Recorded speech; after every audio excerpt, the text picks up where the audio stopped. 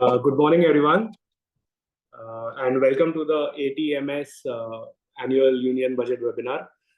Can you hear me? Give me a thumbs up in the chat box if you can hear me. That would be great. I know people are there and listening. Yeah, super. Thank you very much, Ganesh, Girish, Soham. Thank you for acknowledging that you can hear me. Let us start with this webinar. This was a wonderful, wonderful budget. Especially if you are an individual taxpayer and coming from the middle class, this budget has a lot of savings are to happen in the next coming financial year, and with the economy, whereby a lot of consumption is going to happen. And of course, I'm not going to talk a lot about it. Let the experts talk about it the best. Without further ado, I would like to introduce our speakers for today. First up is our managing partner, CA Sameer Arora, who will be speaking and shedding some lights on the budget as a whole and how it affects the economy of India. Next, we have CA Ashwin Jain, also a partner at ATMS. Ashwin leads the direct tax practice and will be today speaking on the changes in the income tax, one of the most looked forward area as to how you can save taxes. Ashwin will be your guy today. And we have CA Vishal Singh Rajput. He leads the indirect tax practice at the firm. And although not a lot of changes in indirect tax, but still some very key ones by which some duties have been reduced, some tariffs have been reduced, and that is going to directly affect certain segments of things that you purchase. So a lot of exciting thing to happen, and let's move forward. I'd like to hand over to Sameer, who will talk about the economy as a whole. Sameer, on to you. Yeah, thank you, Suyog, and thank you everybody for joining in. This is that part of the year where we look forward to listening to our finance minister, understanding the budgets. Our team keeps working very hard. The atmosphere in our office is fully charged, trying to understand every small nitty-gritty of it, building our own notes, building our own presentations.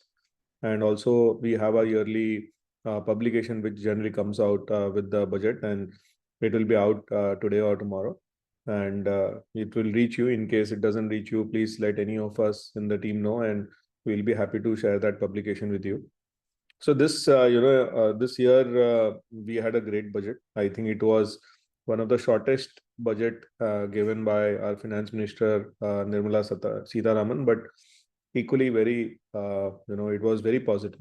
It was one of the budget where the Aam Aadmi or the middle class came out smiling, and we'll understand more about why the smile is there. But I think it had a very positive tone to the budget, with whatever going around in the world, with Trump coming in as president of the United States, threatening of tariffs to various countries, threatening India as part of BRICS with tariff.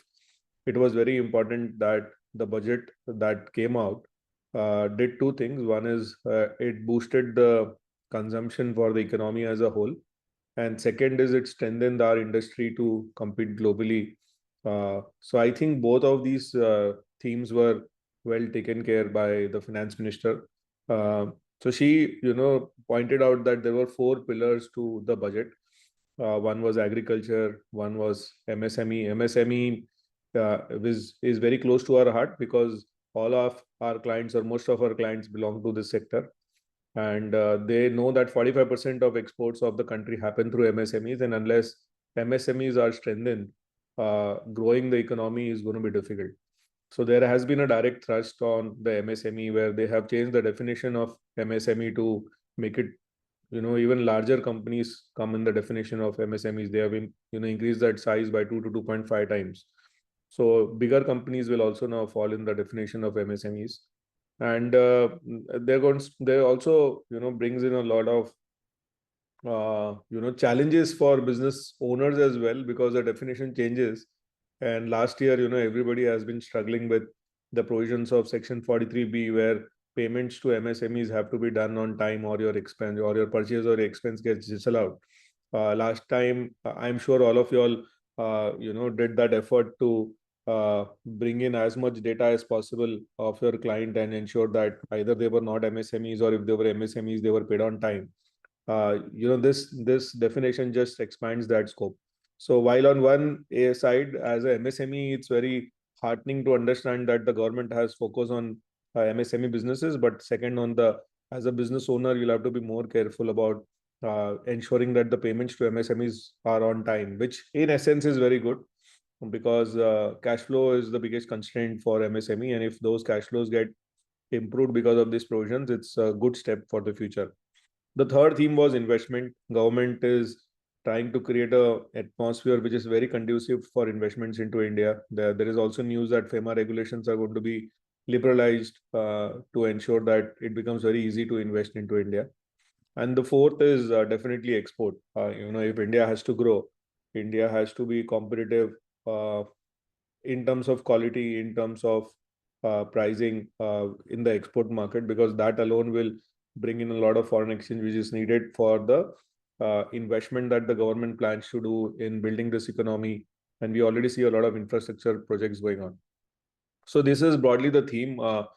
Fiscal deficit is around 4.8% and is planned to be around 4.4% next year, which again is a great step because fiscal deficit per se, as a terminology in simple.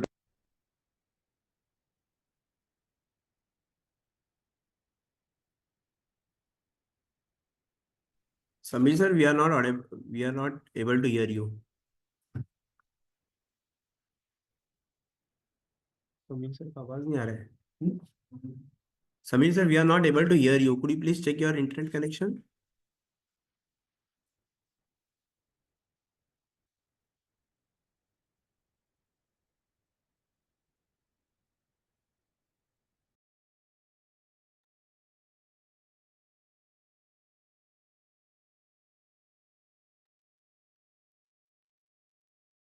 Still not audible.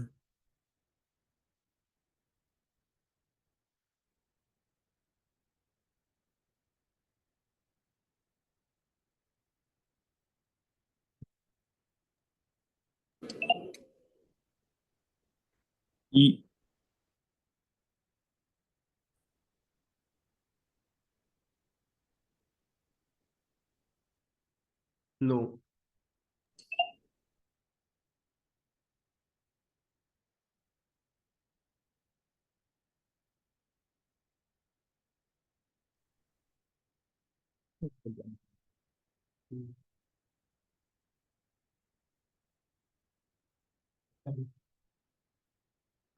Yeah, I guess some technical glitch at the end of the Samir sir, so he's trying to resolve that technical glitch.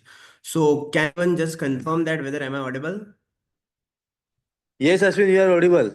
Thank you so much, Deepak. Thank you. So first of all, thank you, Samir sir, for setting the right tone for starting of this budget 2025. And good morning, one and all, to this Union Budget 2025 organized by ATMS. Without wasting a time, I would like to start the deliberation. So, as Samir sir rightly said, that there are various aspect which has been covered by this 2025, looking at the specifically middleman per se, because during last 4 to 5 budget there was some or other benefits to other type of a person, but this budget government has taken very much care about the middleman by way of various remedies like increasing the slab rate, rebate concession, and also we will going to see each and every amendment with respect to this budget in our coming presentation. So agenda which we'll be going to covering today is the new direct tax code, which is in the very much light that the income tax act entire act will be replaced by new income tax code, which is there in the which would be there in the public domain by 6th of February. So there might be a chances that from next year we need to learn a entire new income tax act. Personal taxation, again, there are various changes in the personal taxation with respect to slab rates. So we will going to see that. MSME classifications, there are changes. So they have leeway or they have relaxed the condition with respect to trust. There are slight change in income tax assessment and proceeding. Again, there are changes with respect to TDS, TCS rates, startup benefit, and other miscellaneous amendment which are very small in nature. So as we discuss about the new direct tax code, so as finance minister has rightly said in the budget that we will going to minimize act by half the size. So we hope that in the 6th February, whatever budget or whatever act they place it for a public comment, it will be an lesser in size and easy to understand, as rightly said by the finance minister, that we don't want to have a litigation with taxpayer. So hope that it will be coming sooner. Yeah, so let's start with respect to personal taxation. As everyone is aware or heard in some or other way that there are changes in the slab rates. So income tax, so what finance ministry has did is, so they have increased the slab rate from earlier, there was a slab rate of up to 3 lakh, there is no tax. So they have increased that particular limit to 4 lakh rupees. So up to 4 lakh, there is a no tax. From 4 to 8 lakh, the tax will be levied at 5%.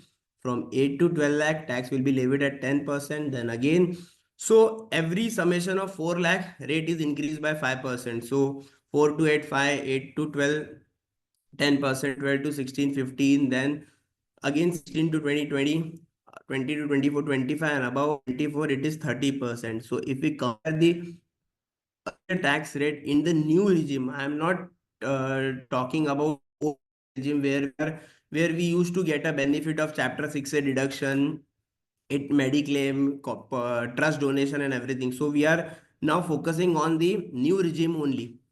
So earlier there was a limit of up to 3 lakh, there was no taxation, then 3 to 7, 7 to 10, 10 to 12, 12 to 15, above 15 lakh. So earlier we used to get a benefit of rebate up to 25,000. So what they have did is up to 12 lakh, there will be no taxation, as rightly said by the finance minister that up to 12 lakh, you have to pay a zero tax. I mean to say that you get an entire rebate of taxes which will be levied till 12 lakh. As you can see from the earlier slide that they have considered it as up to 4 lakh 0, 4 to 8, 5%, 8 to 12, 10%. But if your income is 12 lakh rupees, then the tax would be 60,000, but you will get entire rebate under section 87A for that tax amount. So in nutshell, no tax up to 12 lakh rupees under the new regime 115 BAC. So if you are opting for an old tax regime, I mean to say that where there are deduction with respect to 80C, 80D, so there's a no change in the slab rate for the old tax regime. Everything remain the same. Even 80C limits, 80D limit, NPS contribution, and everything will remain the same.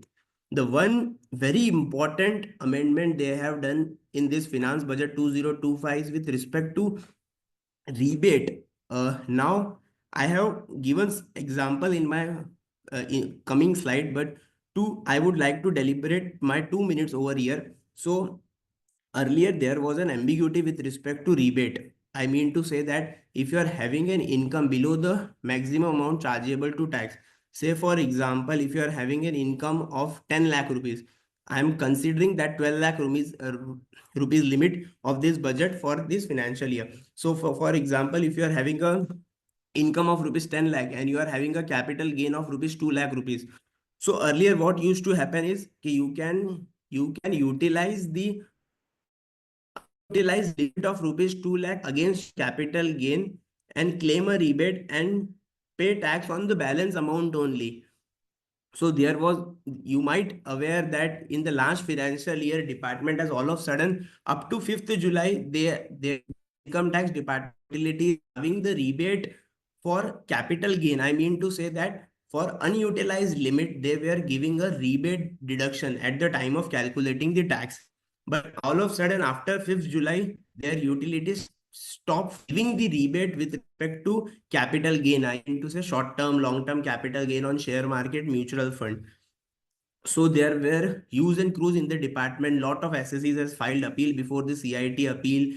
and there were a writ petition filed by Chamber of Tax Consultant, which is PIL, Public Litigation, before Honorable Bombay High Court. So Bombay High Court has given a direction to the department that you cannot change your utility in mid of the financial year and you say anything which is contradictory to the law. So they have categorically allowed the rebate of unutilized maximum exemption limit.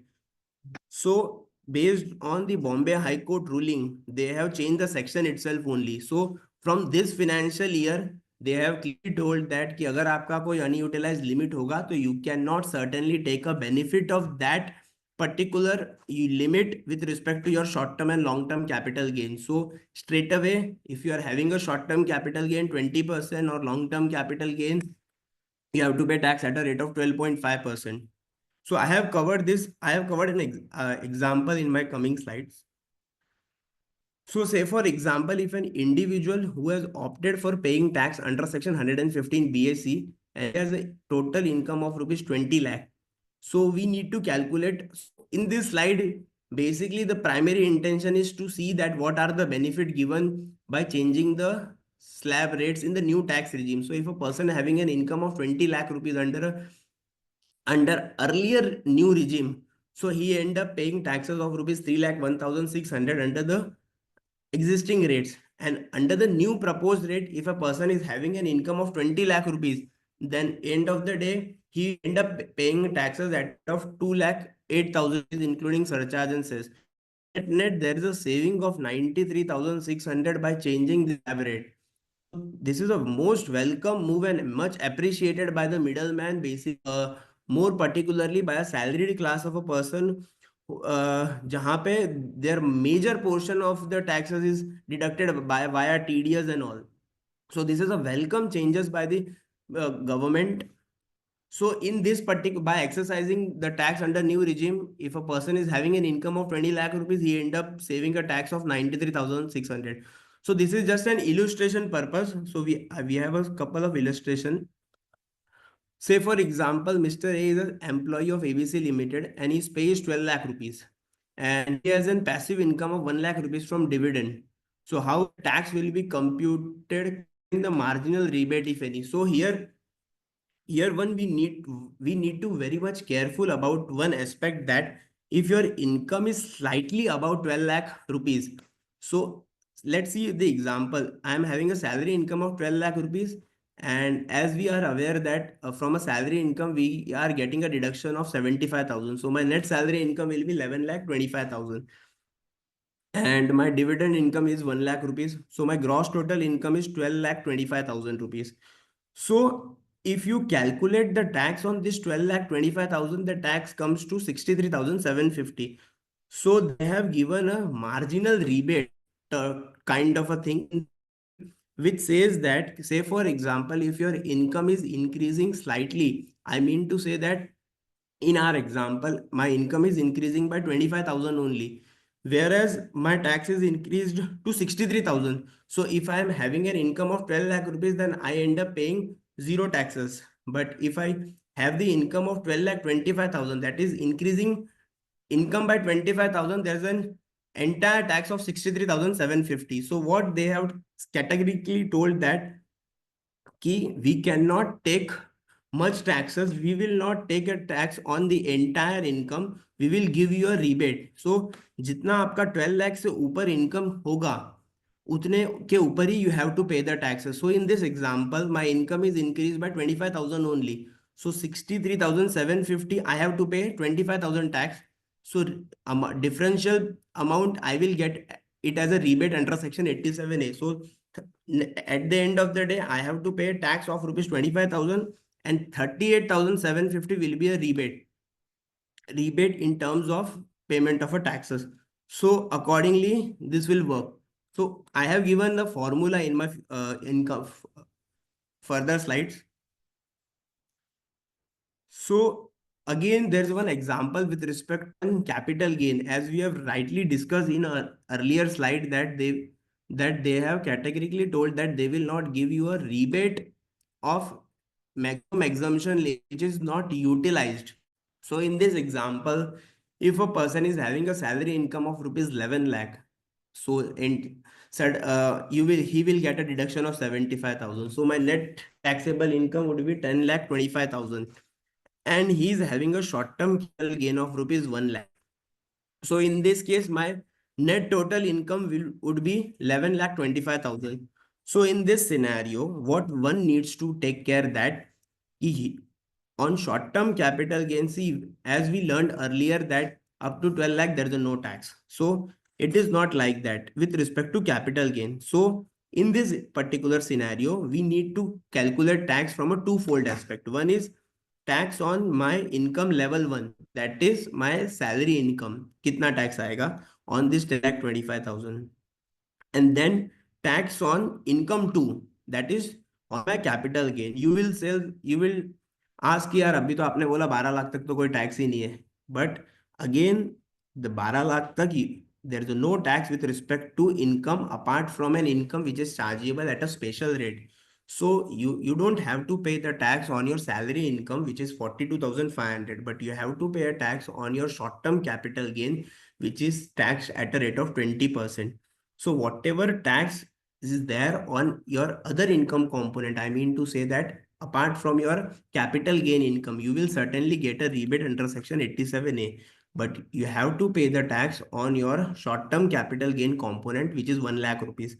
So here tax before rebate would be 42,500 plus 20,000 comes to 62,500, and rebate which I will get it on my income from salary. यहाँ पे अगर मेरा income from other sources, then also I can certainly claim a rebate. And tax after rebate, you can see that I have to pay the taxes on my capital gain component only. So वो आपका 20,000 आ गया. So at the end of the day, you end up paying taxes on your capital gain aspect. So in nutshell, they have reversed the ruling of Bombay High Court, which categorically told that कि rebate का deduction मिलना चाहिए, but they have amended the section itself so that they override the ruling. So from now onwards, there are two aspects which one needs to take care is कि certainly you cannot get a benefit of special tax rate for unutilized limits, and for the employers which are calculating the TDS and all. So how to do that particular aspect we will see in coming slides.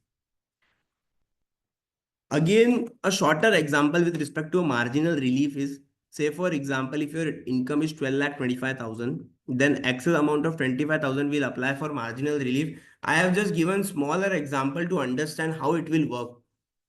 So here your income is 12 lakh 10,000. Sorry, your income is 12 lakh 10,000. Tax without marginal relief is, as my income is increased only by 10,000, but my tax comes to 61,500. So after giving a marginal relief, I have to pay the tax of 10,000 rupees only. So basically, if my income is again 12 lakh 70,000, tax on 12 lakh 70,000 is 7,500, but my income is increased to only 70,000. So I have to pay tax of rupees 70,000 only. So net up to 12 lakh 70,000 odd figure, you will get a marginal relief concept type of a thing. Is there any question up till now? You can just post that question into chat box, or if anyone wants to speak, then we will unmute them and they can speak. Again, this is a slide which just indicate that if you are having a total income of some amounts, and what would be the tax as per existing rate, what would be the tax as per the proposed new rate, what are your benefits in terms of tax rate, what is the rebate benefit which will you be going to get, and total tax payable. We will share the PPT for your reference. You can go through that particular slide. Again, we cannot say changes. It is a clarification with respect to an income from house property. So earlier, we are aware that there are up to two house property. We can certainly say that it is a self-occupied house property, and I don't have to give a notional rent. कैसा होता था अगर मेरे पास दो घर है और मेरे दोनों घर for the purpose of second home, for one house property I can certainly claim it as a self occupied house property. For other house property, claiming it as a self occupied house property and declaring my rental income to nil, so there are condition attached to it कि आपका वो घर, say for example you cannot utilize due to your employment purpose, I mean to say that you are posted somewhere else, or due to your business or profession. So there are conditions attached to it for the purpose of claiming the rental income as a nil. Otherwise, we need to show it as a notional rent, or which we called as a deemed rental income दिखाना पड़ता था. So in this budget, they have categorically told that we will not. So they have removed the condition with respect to your employment or business or profession. So they have clearly told that up to 2 house property you can show your annual value as nil अगर वो घर rent पे नहीं दिया हुआ है. तो if it is given on the rent, then certainly rental income which you have to offer for the tax. So in nutshell, they have eliminated or written off the condition with respect to showing notional rent for the second house property. Again, NPS Vatsalya deduction. So government has introduced in November 2024, there was a ministry circular with respect to NPS Vatsalya scheme. So to give effect of that particular circular, they have come up with the deduction under section 80 CCD up to rupees 50,000. So parents can contribute for their minors up to 50,000 rupees. But again, you will not get a deduction under the new tax regime. So this deduction is allowable under earlier tax regime. I don't know how it will be going to affect to the taxpayer, because based on our experience says that lots of SSEs will be going to filing the return in this particular in the coming financial year under the new regime only. So let's see how it will be going to affect the people. Again, the small changes with respect to national saving schemes. So since they have stopped they have not given there is a circular from ministry that they will not give the interest on national saving schemes. So income tax department has come up with an exemption that you can withdraw your savings. So before 1991, a person used to get a deduction under Income Tax Act if they have contributed to the National Savings Scheme plan. So you can withdraw that amount without any taxes, as you are not eligible to get any kind of a interest on these accounts. So it is a small change with respect to a tax. So coming up to a second part of the section with respect to MSME. So as we are aware that there are changes with respect to investment and turnover limit in MSME. So investment has been increased by 2 times, or turnover has been increased by 2.5 times.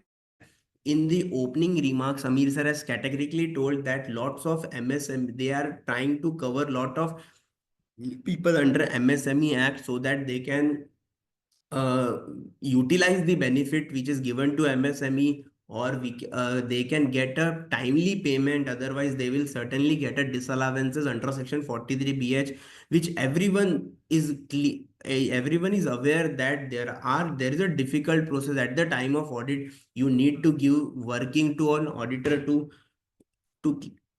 engage or to give them a breakup that this particular amount we have received before the due date, or for the purpose of reporting in the audit report, or at the time of preparing the computation of income. So this is a welcome changes, but again, preparing a documentation working is again a difficult task. So briefly, we are covering that again. Payment to micro small enterprises will be disallowed if it is not been made within the due date specified in MSME Act or before the financial year end. So we are very much aware about this section.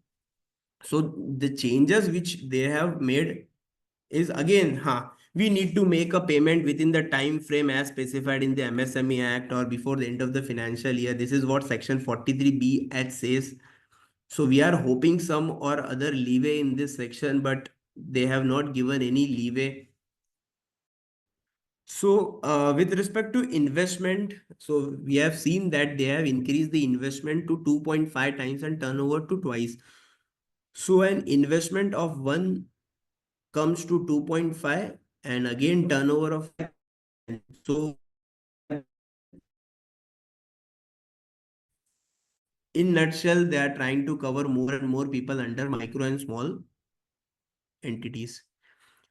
This is what we are aware about, when you will get a deduction, when you will not get deduction. Say for example, just to sake of clarification और थोड़े लोगों की awareness create करने के लिए, if there is a written agreement with MSME seller, तो क्या होगा? If there is a no written agreement, then you have to make payment within 15 days. If there is a written agreement with seller or payment terms, agreed payment terms, if it is less than 45 days, then payment as per your agreed time limit. If it is greater than 45 days, then you have to make payment within 45 days. So this is what the law is. We need to obey. And again, in the month of February and March, we need to do this exercise, that किसी का भी पहले का payment रहेगा तो we need to clear that payment, or we need to classify whether they are under MSME or not. So again, last time we have mailed you a declaration, that what kind of declaration you need to take from your vendor with respect to their MSME classification. So based on their annual compliances, you can check whether they are under micro, small, medium. वो लोग certificate तो देते ही हैं अपने को, but you can also check their status based on their number. So obtaining declaration from vendor regarding their classification under MSME Act, maintain an updated MSME vendor database for easy tracking of the payment. So in nutshell, you need to obtain a declaration from the vendor stating whether you are covered under micro, small, medium. Along with that declaration, we would require an MSME certificate or Udyam certificate to clarify or to understand that they are micro, small, and medium.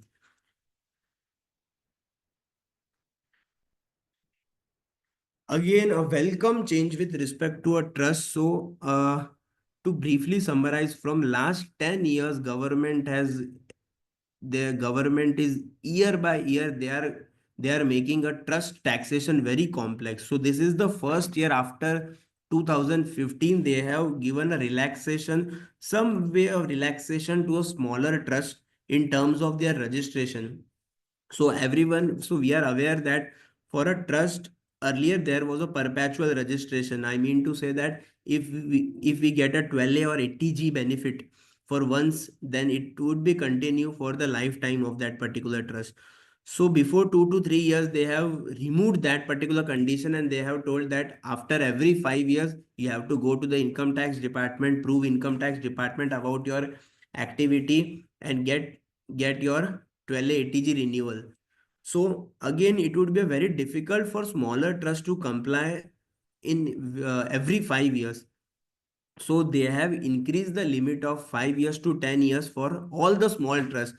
So at the time of budget speech, Nirmala Sitharaman has categorically told that it would be applied to a smaller trust. So what do you mean by the term smaller trust is given in the act, which says that if trust total income, I mean to say that total receipt without giving effect to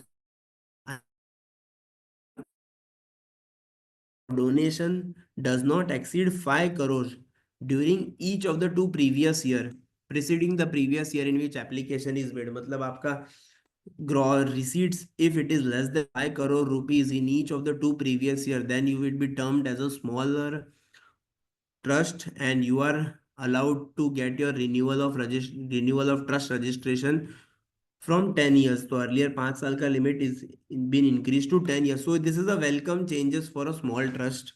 So we need to, so for the trust we need to identify वो small में fit हो रहा है कि नहीं हो रहा है, because अगर आपने apply नहीं किया, so again non applying or revocation of trust has a separate tax implication. I am qualified for this particular condition or not.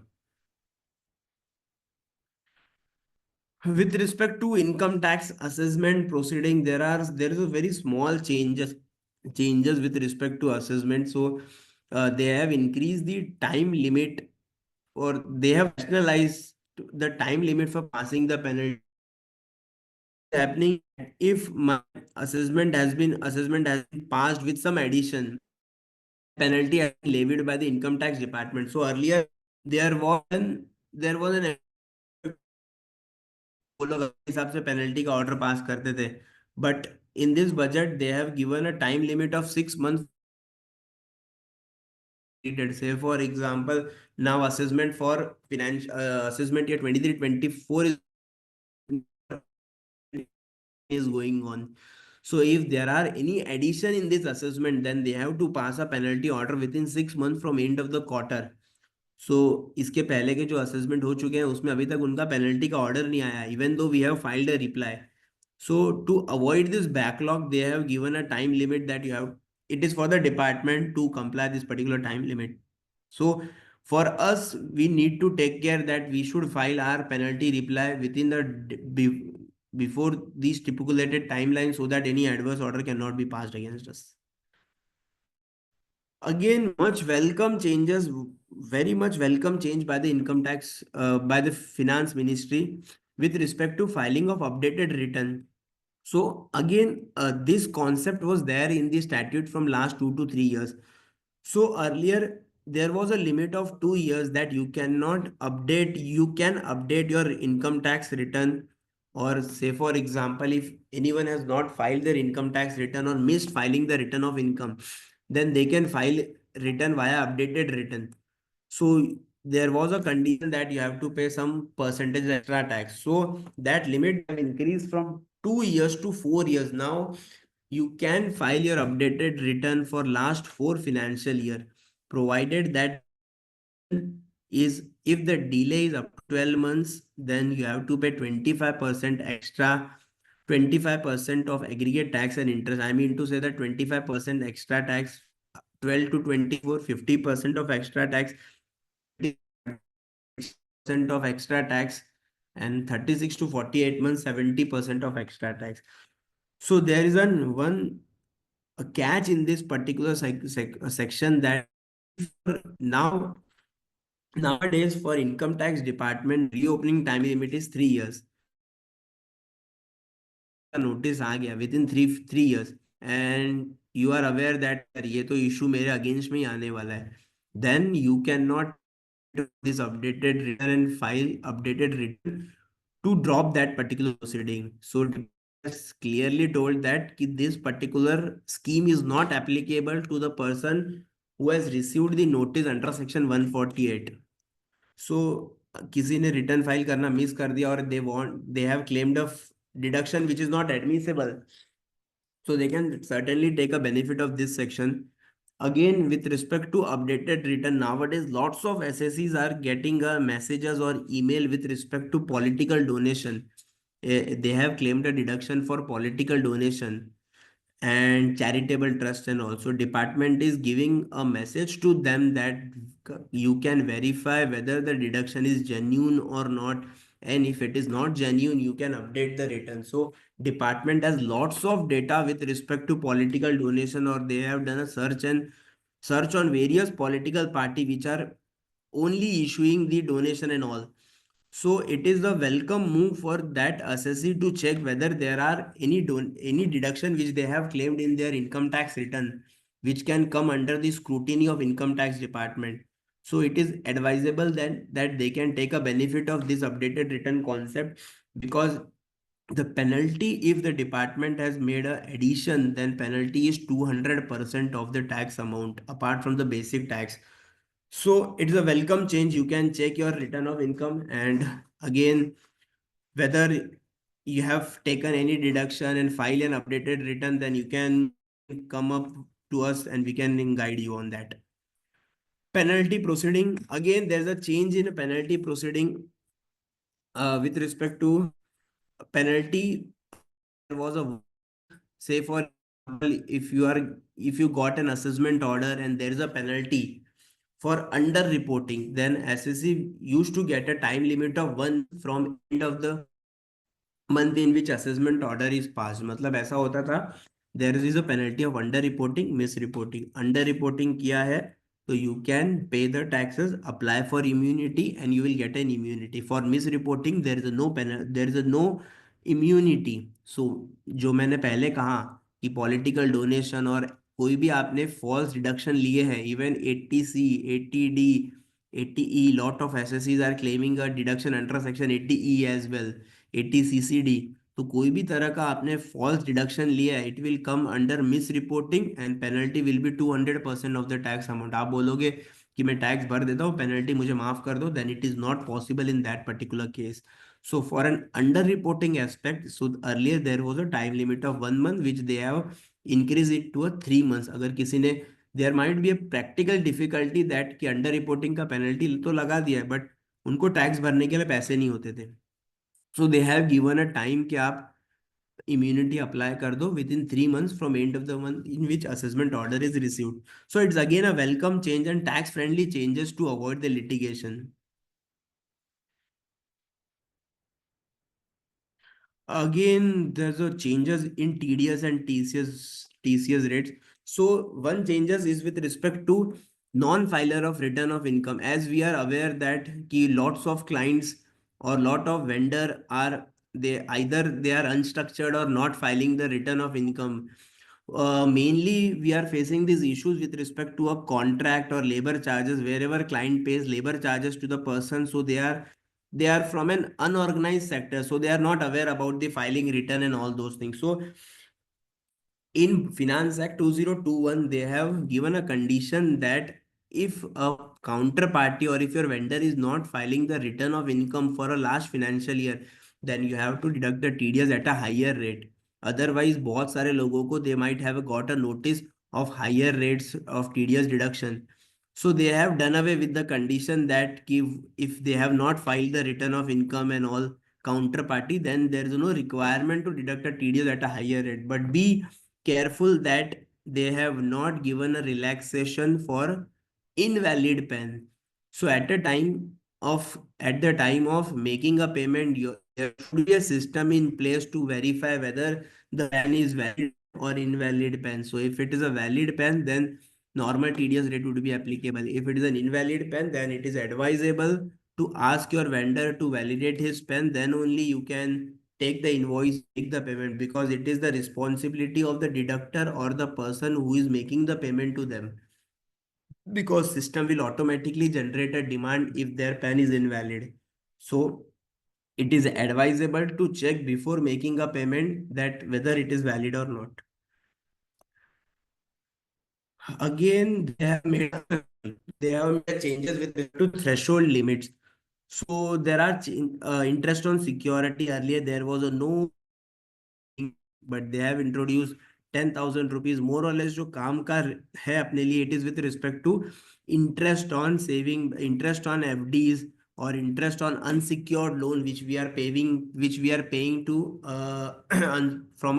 to the parties from whom we have taken a secured loan. So limit has been increased from 5,000 to 10,000. Again with respect to a senior citizen जिनका bank में FDs and all those things है, उसका they have increased the limit from 50,000 to 1 lakh. Again, if a payer is a bank, cooperative society, 40,000. Again, a dividend, they have increased the with a threshold limit for a dividend 5,000 to 10,000, that there's no requirement to deduct the TDS if the dividend is under 10,000 rupees. With respect to insurance commission from 15 to 20, mutual fund income again from 5,000 to 10,000, dividend from mutual fund basically, income by way of commission, prize lottery tickets. So they have tried to increase the limit wherever it is possible to for the benefit of the citizen, that they can get a amount without any TDS and all.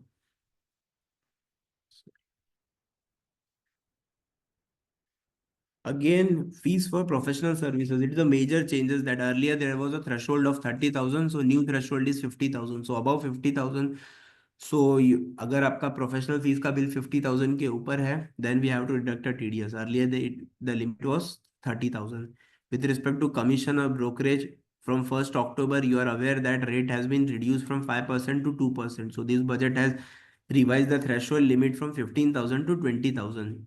Income by way of finance compensation. Again, one welcome change by the department is with respect to rental income, but there are ambiguity surrounding it that up to 6 lakh तक कोई TDS नहीं. in the budget speech, the finance minister has clearly told that limit of 6 lakh rupees, but it is not like that. If you read the finance bill, it clearly says that 50,000 per month or part thereof. अगर आपका per month rent is 50,000 and above, जो 12 months का 6 lakh हो जाता है, then if it is per month 50,000, you have to deduct a TDS. So be careful about this provision. Winning from lotteries crossword puzzle. Earlier there was an you have to do the aggregation with respect to amount. Now they have done away with the aggregation. 10,000 single payment. Income in respect of investment in securitization trust very much बहुत कम लोगों को applicable है. So they have reduced the rate from 25% or 20% to straight away 10%. Again, a welcome change by the CBDT with respect to increasing the threshold limit for LRS. I mean to say that LRS, if we are making a payment abroad for the purpose of education by taking medical treatment, overseas tour package, tour operator and all. तो earlier threshold था 7 lakh तक 5%, above 7 lakh 20%. So they have increased the threshold from 7 lakh to 10 lakh rupees. TCS on remittances from education loan. So if you are taking an education loan and making the remittances abroad, so earlier there was a 0.5% TCS, so they have removed this. So this is a welcome move. Lots of association has made a representation to the CBDT that they are taking a loan and making a reimbursement abroad, so they have to pay the TCS. So they have removed this particular section. Again, very welcome change by the CBDT is abolishing the TCS on sale of goods. At the time of audit or we used to receive lots of queries that कि sir उसने TDS deduct नहीं किया, हमारा turnover 10 crore के ऊपर, उसका turnover 10 crore के ऊपर, वो बोल रहा है TDS नहीं काटूंगा, तो हमको TCS कलेक्ट करना है कि नहीं करना है. There were lots of questions from all the clients, and at the time of audit we came to know that कि either इसने TDS नहीं काटा या तो इसने TCS कलेक्ट नहीं किया है, और there are situation where both of has purchaser has deducted the TCS, seller has, तो वो बहुत मैसअप हो जाता था. And they have realized this mess after 2 years that TCS on sale of goods is no longer required. If you are deducting the TDS, then it is well much compliant with the law. So they have abolished the TCS on sale of goods. So from 1st April 25, there is no requirement to levy TCS on sale of goods. The primary liability of the purchaser to deduct the TDS on sale of goods. Again, one changes with respect to salary. If an employer is, it is not a change, but it is an amendment with which has been done from 1st October. So we are in the process of taking a declaration. All the employers are in the process of taking a declaration from the employees with respect to their income.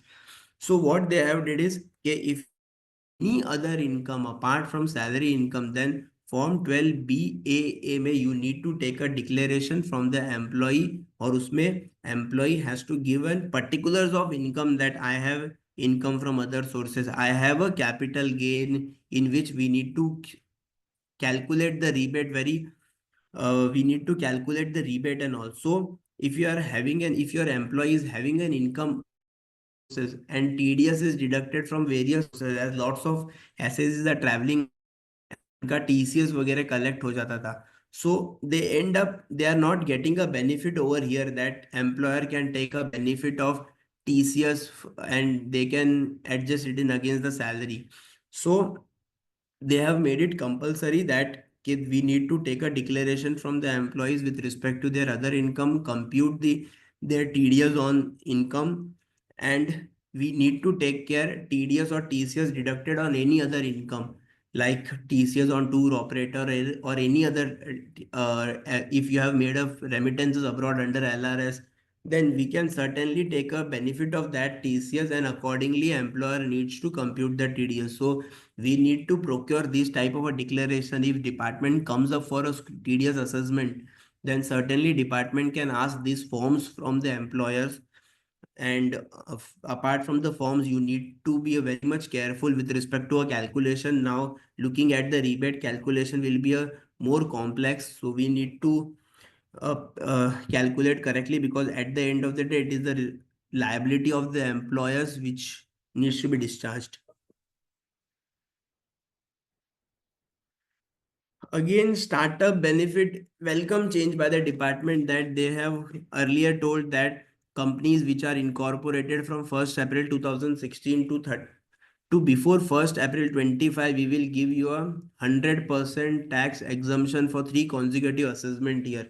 So they found that lots of startup or lots of companies are coming into India which are in the startup. So they have increased the limit of incorporation from April 25. I mean to say they have extended this benefit till 31st March 30. So whatever companies are incorporating before 31st March 30, they can certainly eligible for these benefits, provided they are registered with they are registered with a startup, and they should have an 80 IAC certificate from ministerial board. Then only they are eligible for this type of exemption.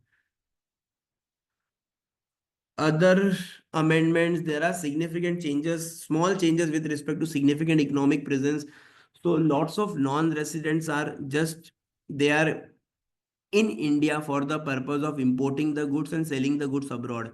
So technically, basically it will affect to the non-resident person. So earlier there was an ambiguity with respect to their provision, so that ऐसा था कि अगर आपने for example कोई non resident ने import किया, non resident ने India से परचेज किया for so there is a definition of business connection in section 9, जिसमें उसका business connection इंडिया में आ जाता था, and they end up paying taxes, or they are chargeable to tax as per the IT Act. Certainly they can get a relief under DTAA, saying that we don't have a permanent establishment in India. So to like that, अगर खाली आपने India से purchase किया है for the purpose of export, then you don't have any significant economic presence in India, and you don't have to comply with the Indian laws. So it is a changes by department. Again, slight changes with respect to foreign institutional investors in terms of capital gain. You can just go through that. One major changes is introduction of block assessment in transfer pricing. So earlier what used to happen, that if your assessment has been selected under transfer pricing, or I mean to say that if your case has been referred from income tax officer to the transfer pricing officer for the purpose of computing arm's length price, then year on year वो 1 साल का आपका assessment हो गया, again next year का है, तो again next year transfer pricing officer will entirely run through that particular exercise, that you have to benchmark your transaction once again, you have to satisfy the officer in terms of companies which you are selecting and all. So they have made a changes that कि अगर आपका 1 साल का assessment चल रहा है, and you can apply to the transfer pricing officer that whatever you do assessment for this year, I want to apply it for a 2 consecutive next financial year. So SSC needs to make an application to the transfer pricing officer, and then they will dispose of that application within 1 month. I mean to say that whether they will consider, not consider, then they will separately pass an order. Yeah, you are eligible for this particular scheme. So forms and everything will be notified in due course, but it is a welcome changes to avoid the litigation year on year with respect to a transfer pricing. Again, government is trying to scrutinize the area of cryptocurrency, which is a type of a sector where there are various restrictions, but again they have clearly told that as we are aware that we are filing a SFT return, statement of financial transaction return.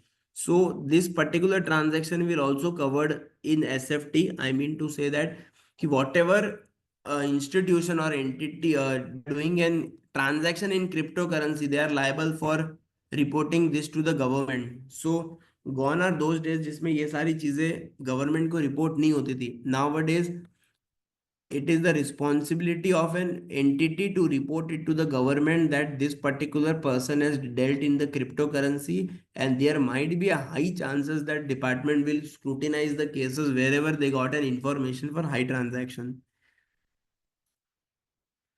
One clarification with respect to ULIP.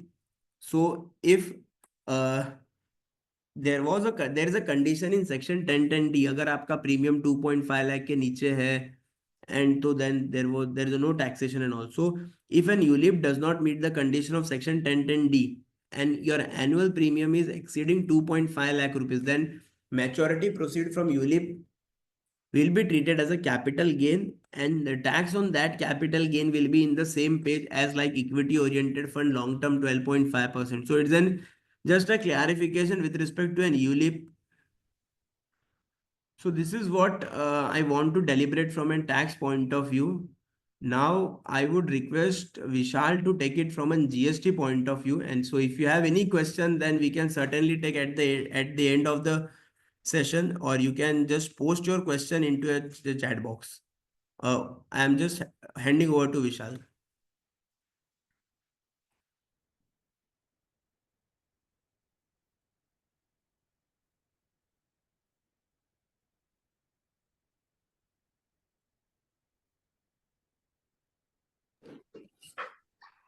Hi everyone. While Vishal takes over, we also have to hear from Samir.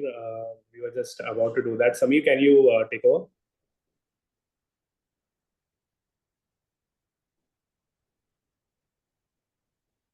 You're still not audible. That is fine. I think let Vishal go ahead. Vishal, I'm glad you're here. Hi, good afternoon, everyone. After a long session on direct tax, a lot more changes happen in direct taxation. So there are small changes in GST because GST lawmakers will not feel you like you have change small changes because they do changes on every 15 days after 15 days. Okay, so let's start with the GST.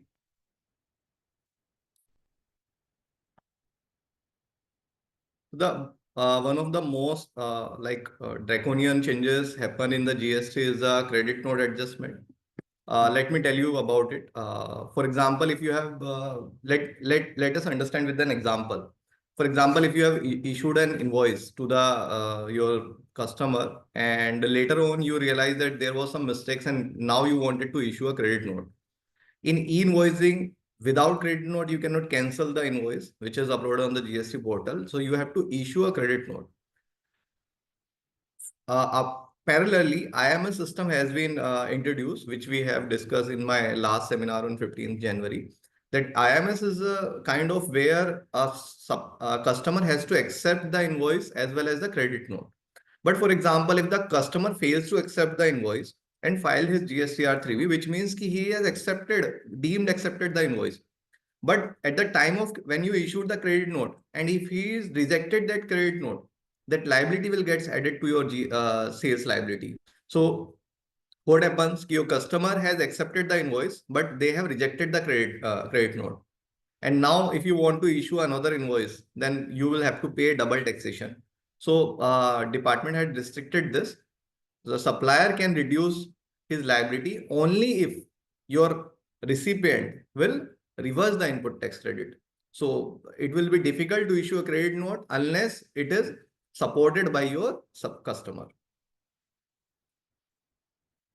Voucher exclusion from GST. Vouchers are kind of if you are providing the vouchers, a best example, if we are purchasing Amazon voucher or Flipkart voucher, so GST should not be applicable to that voucher. Same has been confirmed by the department.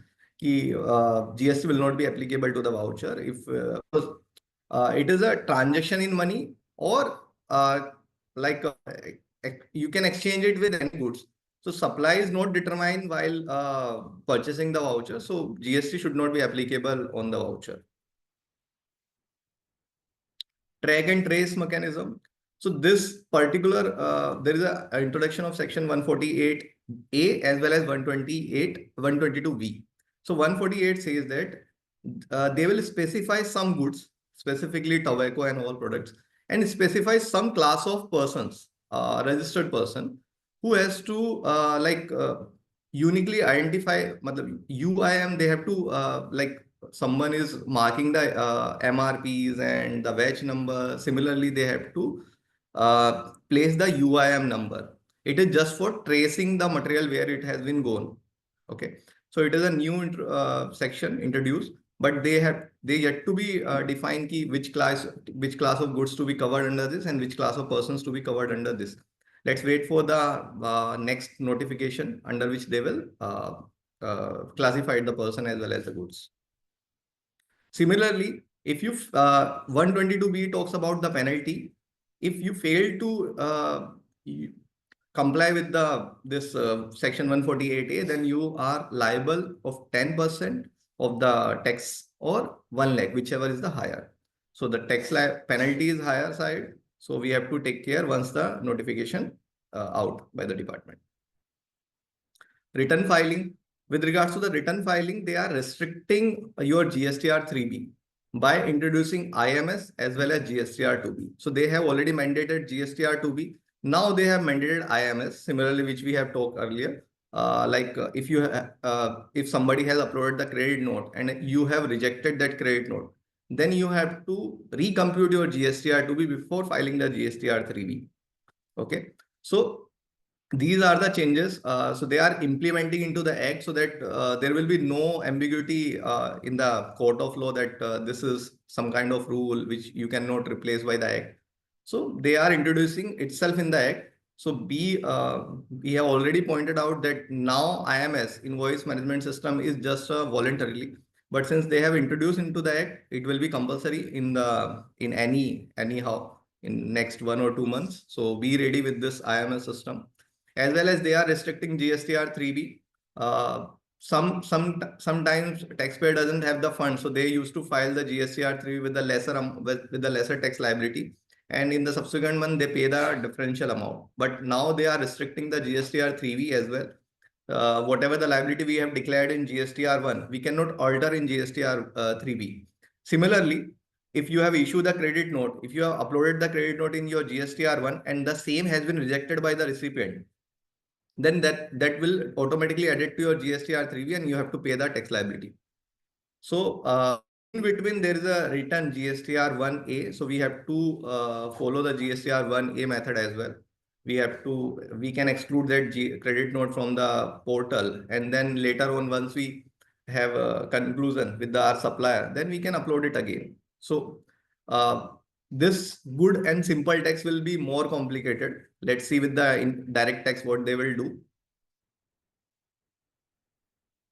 Retrospective amendment to talks about whenever supply is not termed as neither goods or neither supply of services. Similarly, simply we say non-GST supply. So if a DTA or SEZ you already know, domestic and warehouse, free trade zone warehouse. So if your goods are stored under SEZ and if you sell to the another SEZ unit, then it will be treated as non-GST supply. They have introduced retrospectively from 1st July 2017 onwards. So any transaction happen between SEZ to SEZ within the SEZ zone, there will be no GST applicable on this because it will not be treated as a supply of service or supply of goods. Okay. So further, they have said if you have paid the taxes on such transaction already, then there will be no refund for that. Changes to blocked ITC. 2-3 months back, there's a case of Safari Retreat where everyone thinks that if we construct a immovable property and will rent it out further, then we should get the input tax credit due to a high court judgment. Now the department had retrospectively amended the section 17 subsection 5 clause D. Now the Safari Retreat judgment done away. So we will not get relief with the, we cannot claim the input tax credit with regards to the construction of the building, which is to be treated as a plant or machinery, part of the plant or machinery. ITC on reverse charge through ISD. Earlier circular has been issued that the ISD should be compulsory from 1st April 2000. So since ISD is compulsory from 1st April 2025 onwards, so there is a reverse charge document. For example, if you are NBFC and you are taking some supplies on which RCM is applicable, and these services are attributable to the invoice under ISD, and you can pay the GST under reverse charge mechanism, and then you. So this amendment is being done so that as an ISD taxpayer, you can claim the ITC of tax paid under reverse charge mechanism. Pre-deposit for appeals. This is not related to your taxation part. Like this is not regards to the tax. It is with regards to the penalty only. For example, if you have supplied some goods and there was some discrepancy with regards to the e-way bills, in case of e-way bill. So earlier you have to pay 25% as a pre-deposit, then only you can file an appeal with the first appellant. And there is a no pre-deposit to file an appeal with the tribunal. Tribunal is yet to be formed. So now this limit has been reduced from 25 to 10%. This is regards to the more like to e-way bill penalties. So you have to pay just 10% as a penalty, as a pre-deposit, and you appeal with the first appellant authority. And similarly, if you file further appeal with the tribunal, then you have to again deposit 10% of the penalty amount which is in dispute as a pre-deposit. In any other case, earlier for penalty, if you want to challenge penalty, there was no pre-deposit required, but now 10% penalty is required to be paid as a pre-deposit to file an appeal. And for the tribunal, again, you pay 10% penalty, 10% of the penalty in dispute as a pre-deposit. So this is with the GST on, this is with regards to the GST. Our chat box is open for the queries. You can ask the query with regards to the direct tax and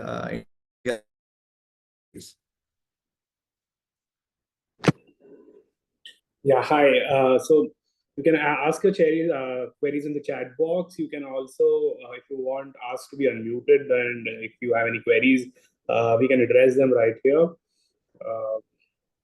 Otherwise, it was a great webinar. Thank you very much, Ashwin, Vishal, and Sameer, for shedding some light on the new amendments that have come through. And a lot to look forward, a lot of savings to happen. And overall, all in all, I can say it's a very good budget. So let's wait for the queries to come in. If there are any,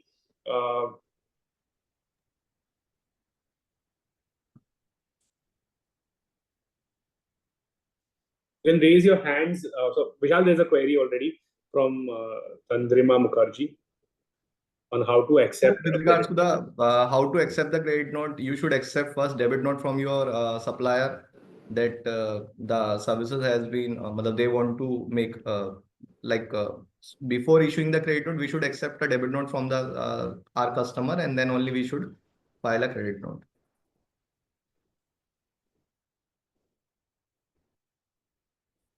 Super. Anyone else? We'll keep this window open for a minute or two if you have any questions.